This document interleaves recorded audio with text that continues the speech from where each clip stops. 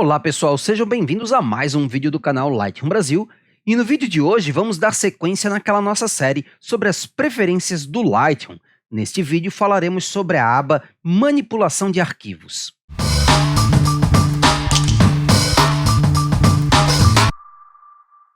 A aba Manipulação de Arquivos controla a forma como o Lightroom converte imagens para DNG e também como ele interpreta metadados que estejam inclusos no seu arquivo.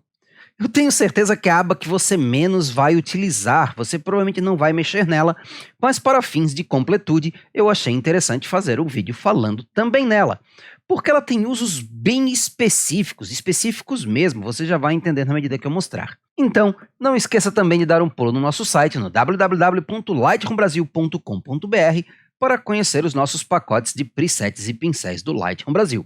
E vamos seguir em frente. Então, esta é a aba Manipulação de Arquivos e ela começa com Criação de DNG na importação. Esta seção, ela configura a forma como o Lightroom converte para DNG quando você utiliza a opção Copiar para DNG lá na importação. Ela não afeta a conversão para DNG quando ela já é feita dentro do Lightroom, selecionando o arquivo, indo no menu Biblioteca, selecionando Converter para DNG. Aqui eu tenho algumas opções. A primeira dela é extensão de arquivo, onde eu posso escolher se eu quero a extensão, aquelas últimas 3 letras, DNG, em maiúscula ou minúscula. Essa opção, pelo menos para mim, ela é praticamente irrelevante, a não ser que você tenha algum sistema que diferencia maiúsculas e minúsculas e seja importante você definir a extensão, eu não vejo muito motivo para se preocupar com isso. Se você conhece algum motivo interessante para se preocupar com a caixa alta ou caixa baixa da extensão, deixe aí nos comentários. Depois eu tenho compatibilidade. O Camera Raw, que é a engine da Adobe que faz a leitura dos arquivos DNG e dos arquivos RAW, ela de tempos em tempos ela sofre melhorias, e essas melhorias vão tornando o Camera Raw menos compatível com as versões anteriores. O ideal aqui é que você utilize a versão mais atual, porque ela tem aí as funções e as características mais modernas e mais atualizadas. Mas, caso você precise que este arquivo seja compatível com versões anteriores do Camera Raw, você pode selecionar a versão. Depois desse menu, nós temos a visualização de JPEG. A visualização de JPEG ela funciona da seguinte forma.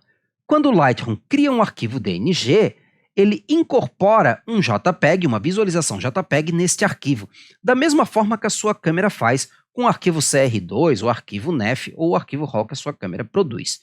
Isso porque existem programas que não conseguem interpretar o arquivo DNG ou o arquivo RAW, mas conseguem ler esse arquivo JPEG incorporado a ele. Então, nesse caso, eu posso escolher não incorporar arquivo nenhum, incorporar um arquivo médio ou incorporar um arquivo de tamanho total.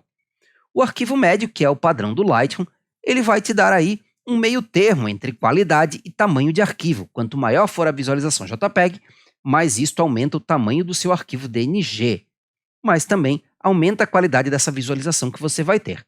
Lembrando que dentro do Lightroom, dentro do Camera Raw, esta visualização em JPEG ela não é importante, ela vai ser mostrada por alguns segundos aí no momento da importação, mas logo em seguida o Lightroom vai fazer a interpretação do arquivo e te dar uma visualização nova.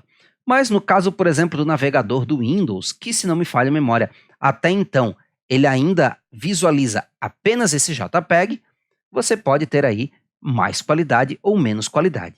Eu particularmente acho o médio de bom tamanho. Depois nós temos duas opções rápidas. Incorporar dados de carregamento rápido, esta eu recomendo que deixe ligada, porque ela, a custo de um arquivo um pouco maior DNG, ele vai ter um arquivo que é lido mais rapidamente e fica um pouco mais ágil no tratamento dentro do Lightroom ou do Camera Raw. E depois eu tenho incorporar arquivo RAW original. Neste caso, eu recomendo deixar desligado, como é o padrão do Lightroom. Se você ativar esta opção, o que ele vai fazer é incorporar o arquivo RAW original dentro do arquivo DNG.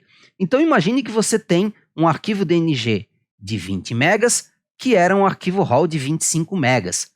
Se você deixar essa opção ligada, você vai ter um arquivo de 45 megas, porque você vai ter os dois arquivos, um dentro do outro. Isto serve para manter a compatibilidade caso você utilize programas que não consigam ler o arquivo DNG. Mas, particularmente, eu acho que se for para deixar ligado, não vale a pena converter em DNG, porque uma das vantagens da conversão para DNG é a redução no tamanho de arquivo. Se você quiser que eu fale um pouco mais aí entre a diferença entre DNG e o RAW original da câmera, se vale a pena converter, se não vale, quais são as vantagens e desvantagens, deixe no comentário aí embaixo e a gente faz um vídeo falando especificamente sobre esse assunto. Depois eu tenho as opções, que são aquelas que eu digo que são muito específicas. A primeira é a seção Lendo Metadados. Quando o Lightroom lê os metadados da sua imagem, ele não lê metadados apenas que o próprio Lightroom escreveu. Você tem os metadados que a sua câmera escreveu, além de metadados que podem ter sido escritos por outros programas, como por exemplo Photomechanics, o Capture One ou outros programas que visualizem arquivo e alterem os metadados. Por padrão, as palavras-chave em metadados são separados por vírgulas ou então por barras verticais. Isso significa que se nos metadados estiverem palavras separadas por ponto ou por barra, o Lightroom não vai reconhecer como palavras separadas. E se for o caso de você ter um programa que faça isso, utilize ponto ou barra como separação de metadados, você tem essas duas opções que fazem o Lightroom passar a tratar ponto ou barra como separador de palavras-chave, tornando o Lightroom mais compatível com esses programas. Como eu falei, situações bem específicas. Depois, eu tenho o controle de geração de nome de arquivos. O Lightroom ele tem um monte de situações em que permitem que eu defina formas de gerar nomes para arquivos. Por exemplo, gerar o nome para o arquivo com base na descrição que eu fiz, com base em qualquer metadado que eu tenha ali acessível. Então eu tenho aqui a opção para tratar determinados caracteres que podem estar nessa descrição ou nesse metadado, como caracteres ilegais, como caracteres que não podem ser convertidos no nome de arquivo. Então, por exemplo, se na minha descrição, se no meu nome aqui no Lightroom, no título do Lightroom da imagem, tiver um ponto de interrogação, ele vai ser tratado como um caractere ilegal. Mesmo que eu diga para ele utilizar o título como nome de arquivo, ele não vai utilizar o ponto de interrogação. E vai substituir pelo quê? Por um traço, conforme está nessa opção.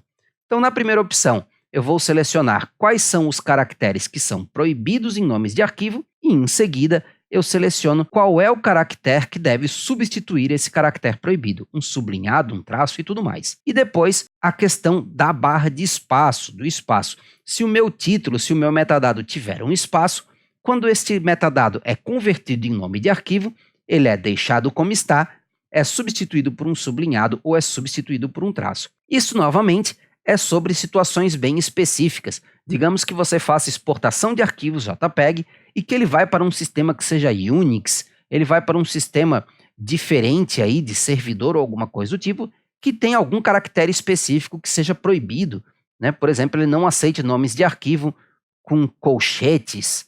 Então, neste caso, eu posso configurar aqui para este caractere ser proibido e para o Lightroom não criar nomes de arquivo com esse caractere, substituindo por um traço. Beleza, pessoal? Como eu falei, são um monte de situações bastante específicas e que eu tenho certeza que a maioria de vocês vai passar batido por essa aba e não vai olhar para ela, mas achei interessante para fins de completude, já que estamos fazendo uma série, incluir esta aba também e explicar como funcionam essas configurações. No mais, se você gostou desse vídeo, não se esqueça de dar aquela força, deixando o seu like no vídeo, se inscrevendo no canal e compartilhando com seus amigos que são tradutores de imagem, que são fotógrafos e tudo mais. No mais, fica um grande abraço a todos vocês, até breve e os vejo em um próximo vídeo.